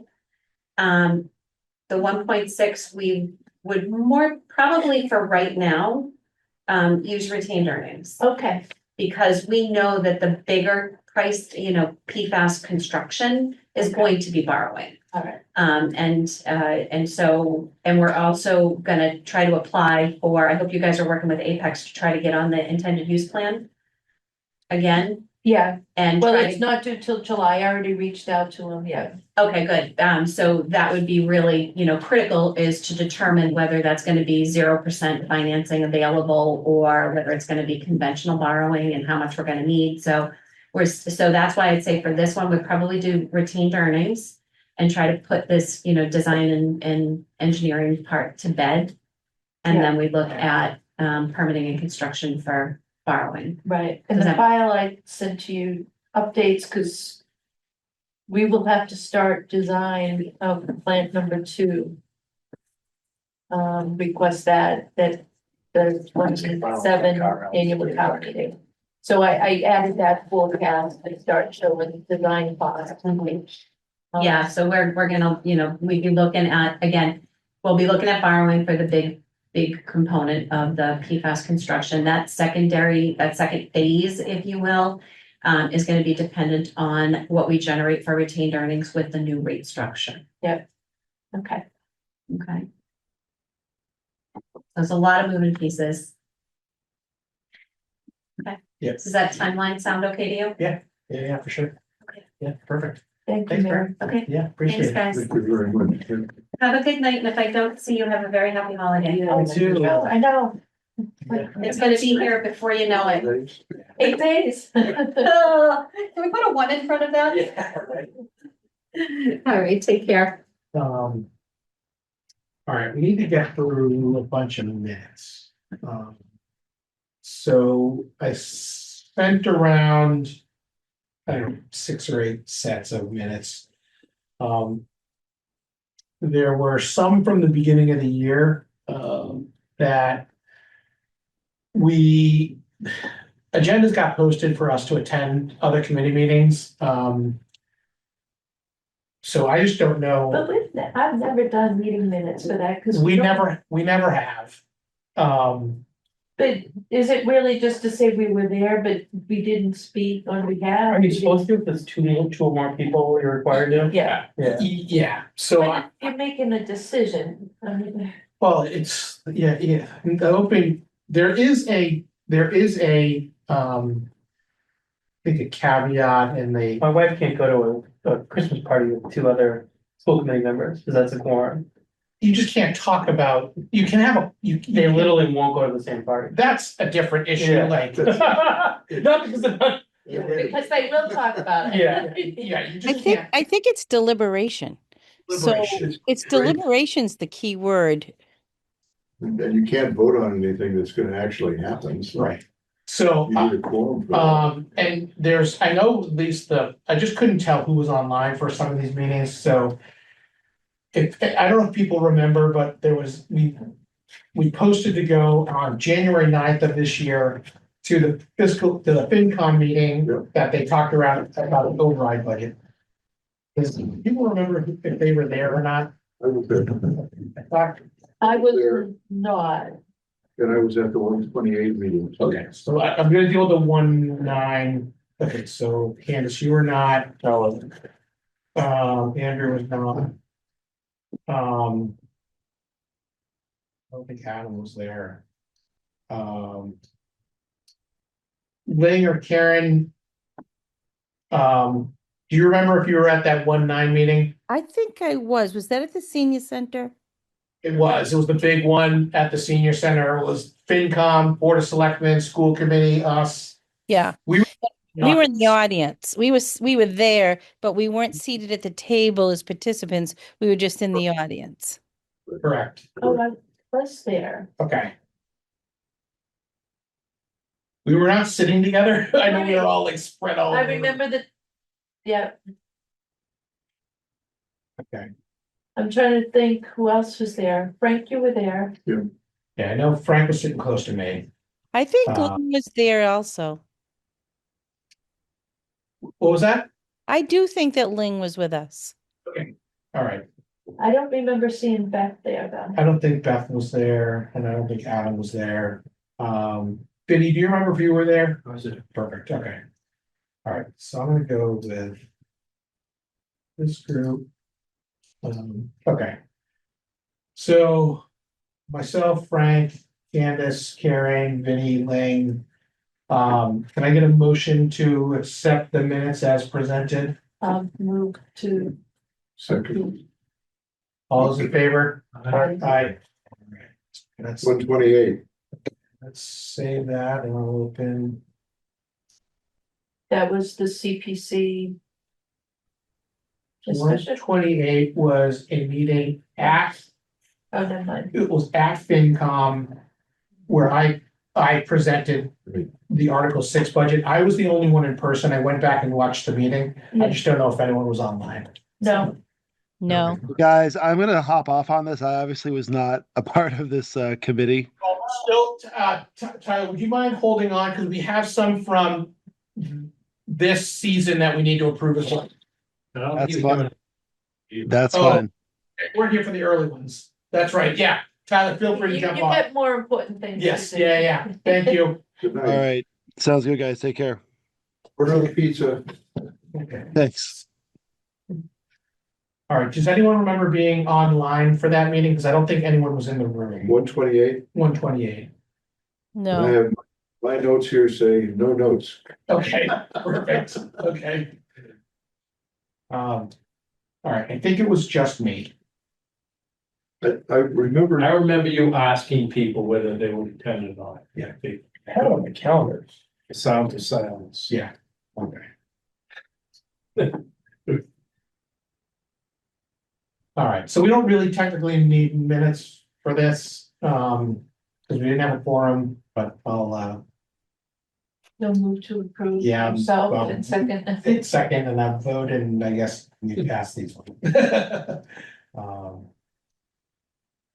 All right, the next one was, 616, I was not around. But there's two that we didn't approve. from what, last season's? Yeah. Okay, all right. So what happens, the last meeting that we had was with the CPC articles.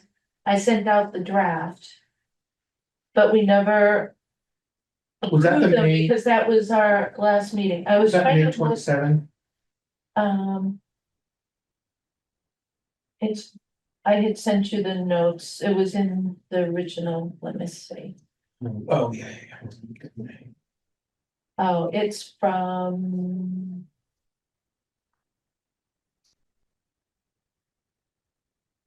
Oh, so there's, Frank did the January 29th. That was with CPC, so I moved to approve those minutes Yep. from January 29th. Those are these ones. Second, And do we have a quorum to approve them?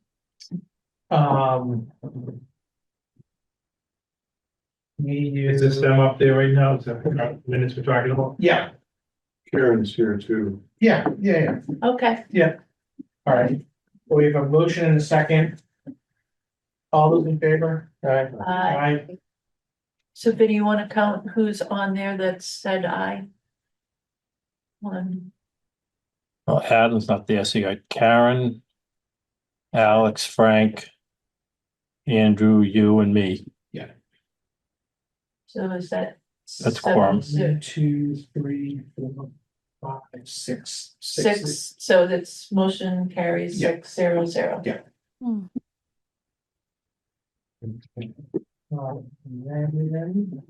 Sorry. February 13th was with the harbor master.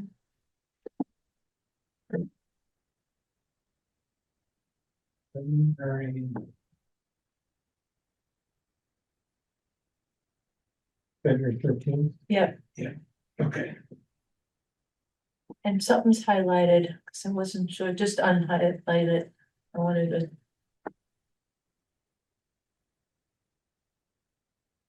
Oh, I can do that, and I'll send it along, right? Oh, it's fine. I mean, I can Oh, say okay, it here. Yeah. all right.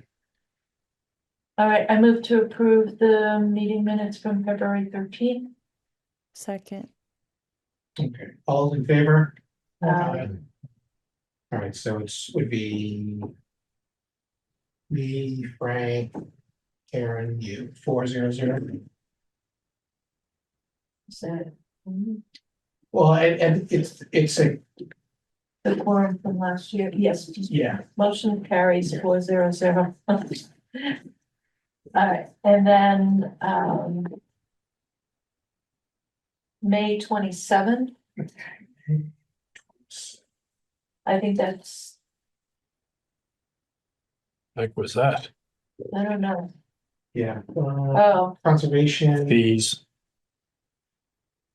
Oh, this is the rates, it's fee oh, it's the increases. fees, yeah. fees. So I have that it was Vinnie, Alex, Adam, and myself.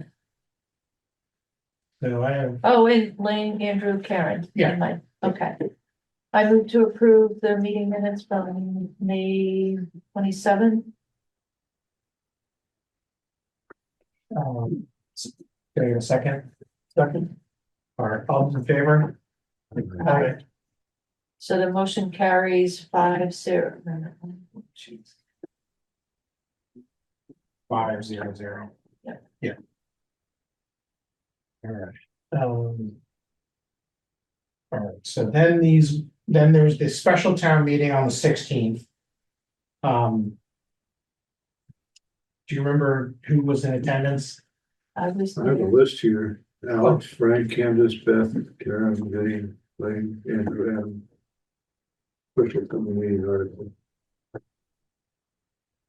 So we're- Started at 6 p.m. and 8:30. Perfect.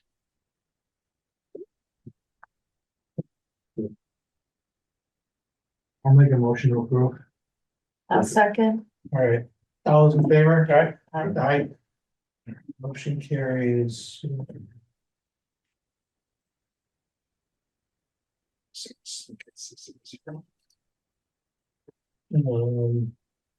All right, and then we have for this year. Okay, so October 29th. you, Andrew, I think sent some 29 ones, right? Yep. Oh, you said some 11.5s too.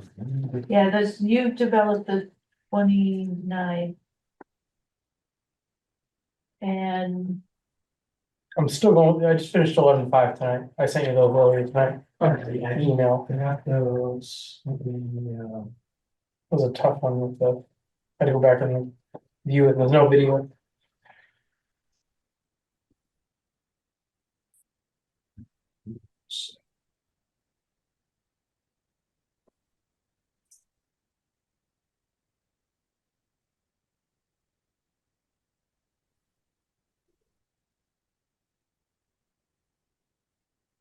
so while you do that, Alex, so when we elected the board, I think when you said motion and open, do you want to know names? Yeah, So I think, if it, I'll try to figure it out while you're doing that. I think that Frank made the motion to elect you chair and I seconded. okay, And the votes were unanimous, so. yes. All right, so these are.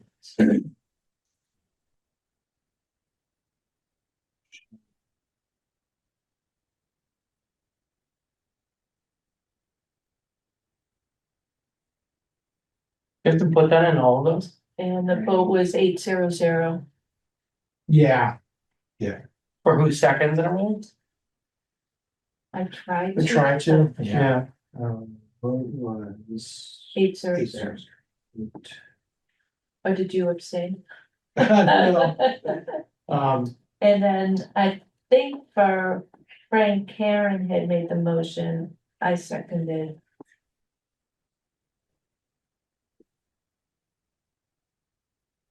And that was also 8-0.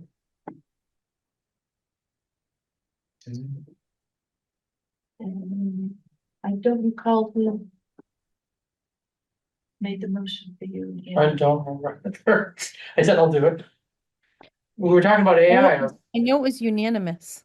it was definitely unanimous. Yeah. I'd say Vinny made the motion, Frank seconded it. I think I remember that. And what I'm finding is the AI on Zoom is terrible. So now I'm doing like a 3-step process where I like download the transcript, upload it into ChatGPT, and that does a better job. Oh, Because you have one AI that takes the actual transcript of everyone talking, and ChatGPT actually does a better job of correlation and summaries. thank you for doing that. Alex, you might want to just put the year up at the top too. So 10/29/25. And let me, I think there was, I should have grabbed some.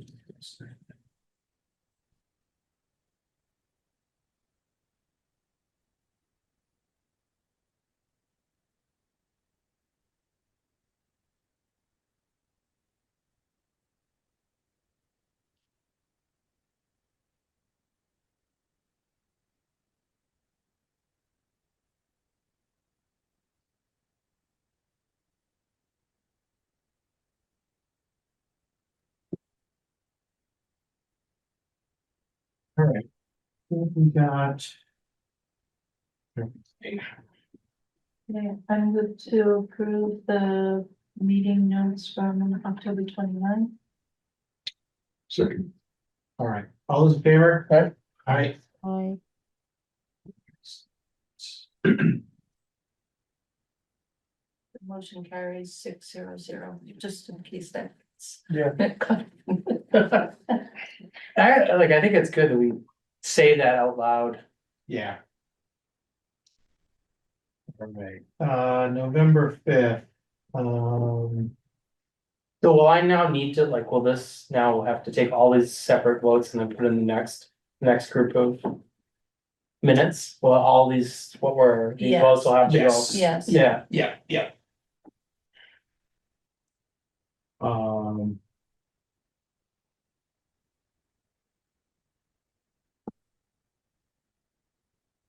Yeah, these were.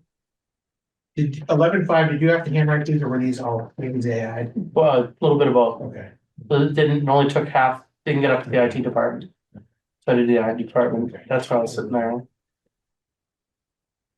The only thing I had on 11.5, in addition to what you had in there, and I don't know if you need to include these or not, was on the Snug Harbor project, the $45 million estimated cost of the total project. I don't think that needs to be included. Okay. Also, the possible use of waterways fund.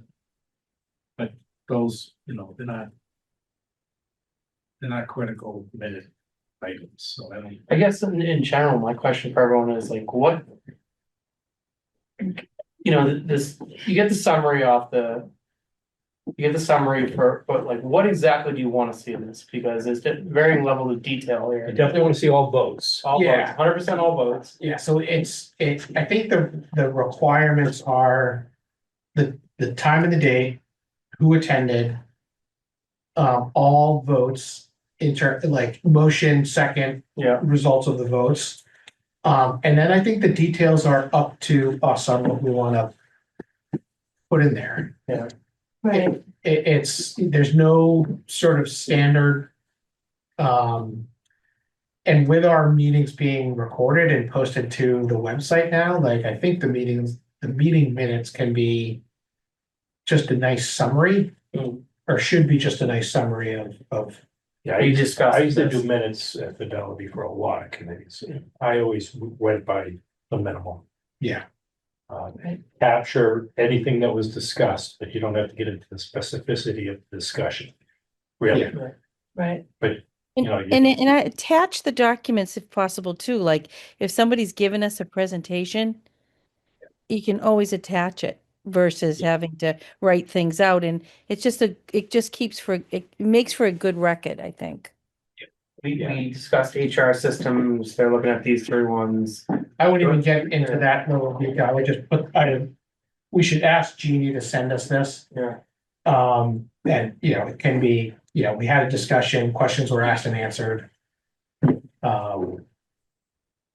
What I also did too, when people met with the departments and they would send out an email summarizing, Yeah, and that's what we talked about. I Yeah. would just take their email Yes. and flip it in. Yeah. And edit, but it was already had the content already. Yeah.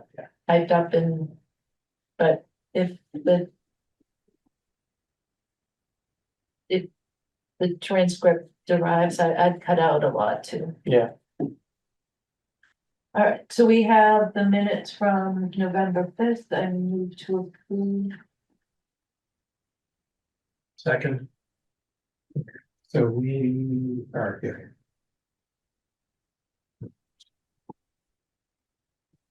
Moved and seconded, all those in favor? Aye. That's another 600 motion carried. Yeah. Yeah.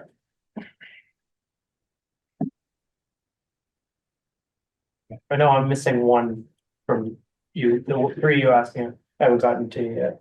Well, those are two of them. Those Yeah. are two of the three, right? Yeah. And then, November 12th. so we have these ones that I put together for 12. now I had on the HVAC exhaust fan replacement at Chandler, I thought that was 600,000, not 60,000. No, it's 60. It is? Yeah, I had written down 600. the saved us 500,000. I can check. Are we sure that. it's 60? Yeah, It seems cheap. these are small, little, like bathroom exhaust fans that, Yeah. Multiple units. You're right. 42 units. I mean, it's Yeah. great if it's 60. Don't get me wrong, but I've written 600, so I don't know. I don't have my, I don't have the Yeah, chart. 60, it's 60 in HVAC repairs, Chandler, 60 grand. Yeah. Yep.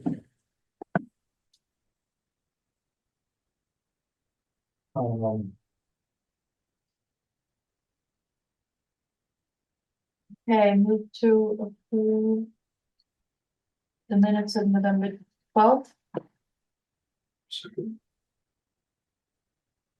All right, all those in favor? Aye. All right, That's motion carried 600. Yeah. perfect. And All right, we have 12 threes have already been approved, right? And 12 9.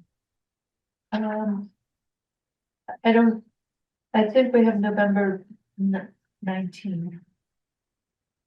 Okay. I don't know if we've gotten, 12 3.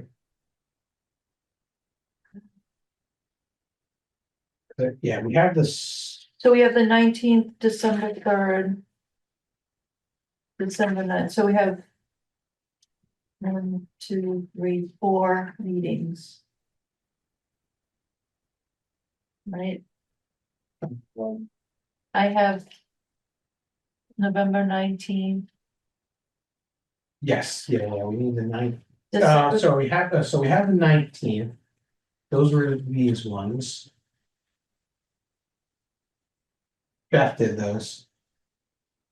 Yeah, Beth Oh. just sent these ones out. I still didn't get those. Oh, okay. So this, so. I looked in my, All right, I will send. that's okay, if everyone's looked at it, I'll just. Did everyone else get them from the 19th? I didn't. Okay, all right, let me send these out.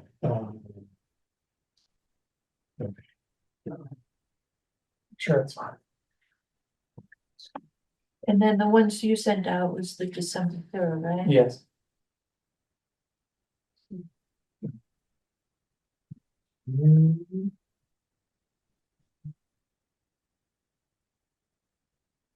The first time we did the AI, there was definitely a bunch of mistakes in it, the different build names. I think that was the 3rd. Um,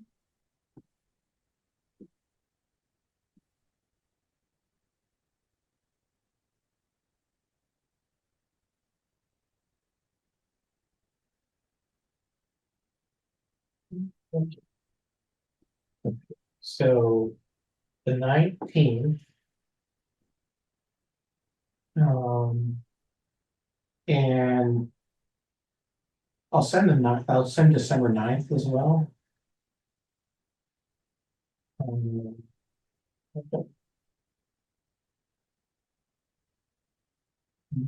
Well, you had December 3rd, or whatever. Yeah, I think We approved meeting minutes for December 3rd with the correction noted. okay, That was on the 9th. okay, that's what oh, okay, the only thing with the ones on the 3rd is the attendees, we need the attendees. Okay, so. all right, so the 3rd had, I was there. yep, it was, Alex, Frank, Candy, Karen, Benny, Andrew, and Lynn. Get that? Sorry. So this is.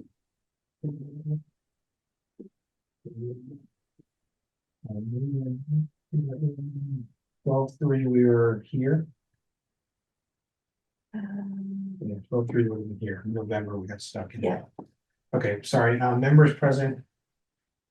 Alex, Frank, Karen, Benny, Just didn't have Beth, right? Andrew, Candy, and Lynn. Tyler? I didn't write it down. Maybe he was on the phone. I don't know. I don't think he was there. I think what was the date again? December The 3rd. 3 December. We were here. I What don't, didn't- I tried to sit down. I think we were just missing Beth and. Right, he was here on the 9th, so I think he was not there. This is the Ray was on here. Or on. Yeah.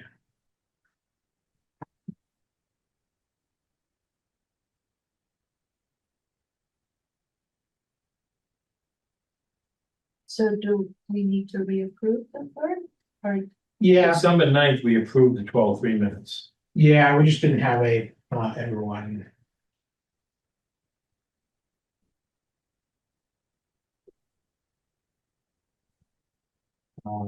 Yeah, I just added, here I can share. Okay,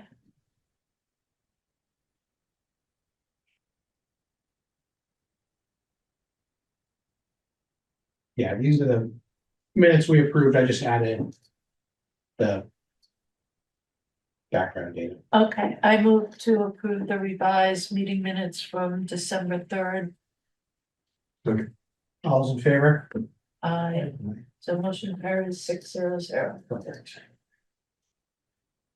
All right, and I'm sending out the, 19, I'm gonna send out the 19th and and 12/9.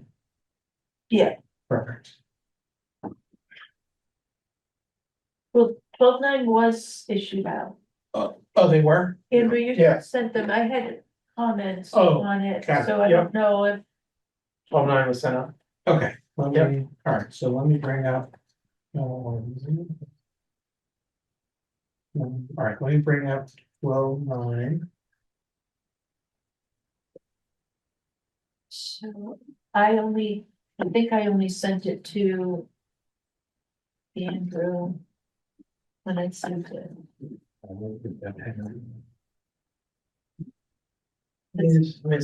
How did the changes on it? Because I added the attendees.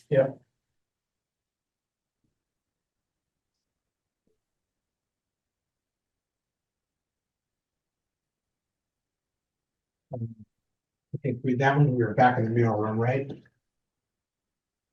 We were. Yeah, the ones. I don't know if it helps, Todd, they just send you the ones with the changes on it. Cause I added who was in attendance and I had some, edits, minor, Okay. so we'll just hold on those. Okay.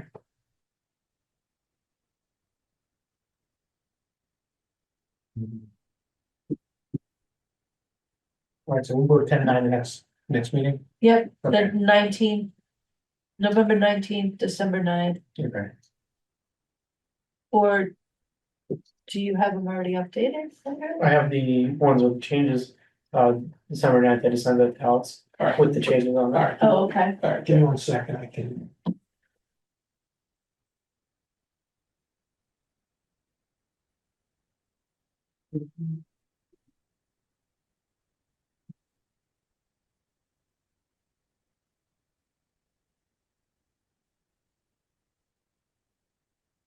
and Vinny, you said you had some edits too? No, we already covered those, Okay. but the number ones.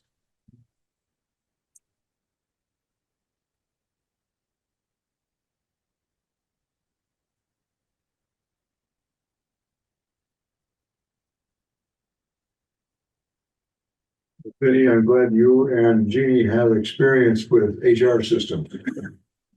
I don't really have experience. My company had this HR solution that she worked on, so that's great. And that's what I was thinking, is there are companies out there trying to take it on, but when I looked at the 100 to 200,000, I said, well, I don't think it would be that cheap. When we were integrating the systems in the VA, the certain network protocols became extremely important in terms of being able to exchange information from one system to another. And the APIs today seem to be replacing that. So it's not so, but the API has a whole structural and has a format structure to it as well. Unless you're using JSON for Yeah, the real problem is I recall, they started backing out of it because the degree of customization that we're running into is defeating the whole purpose of the selling point, which was we're gonna handle all your HR needs, and found out that we can't even handle a fraction of them because it's an organization with its stakes. there's certain things you just can't outsource. The integrators end up costing, like you said, the 100 to 200,000, that's just the integrator, not everybody in the software. Right. The benefit of it is, you're constantly up to date on all legal requirements. That you don't have to update your systems, somebody else has to do it. So that's a big benefit, one of the big selling points. But I really, they got it. I know they were losing money on all the initial sales, because we're way more complicated than they thought they'd be. But there are other companies out there doing it, so. Can't imagine not having the same problems. And then you get into these blackout periods when you're rolling over from one thing to another. Those are not fun. We'll get on the warpath about one of these HR systems. Maybe my time wasted. All right, so.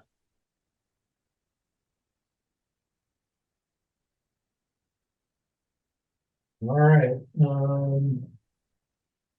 accepted all of Andy's. And the edits were. See, this is an to example. Add in attendance. This is an example where, oh, like in my own notes was see handout, see handout, see Yeah. handout. Yeah, exactly. And you're replicating a lot of that. Yeah. And you don't have to, I don't think. Yeah. And the problem when you're doing that too is you might end up with a discrepancy. Within it's what? The handouts. Yeah. Discrepancies in the bay. Yeah, but a lot of times we don't get the electronic file of the handouts. I understand. This- I understand. See handout.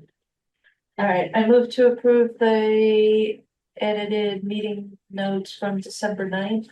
I'll second. All those in favor? Aye. Aye. Motion carries 600. Awesome. 600. Hopefully, yeah, here's that. All right, well, that's pretty good. Yeah. A lot of meeting notes. Even recent ones, I don't think any other department did the week.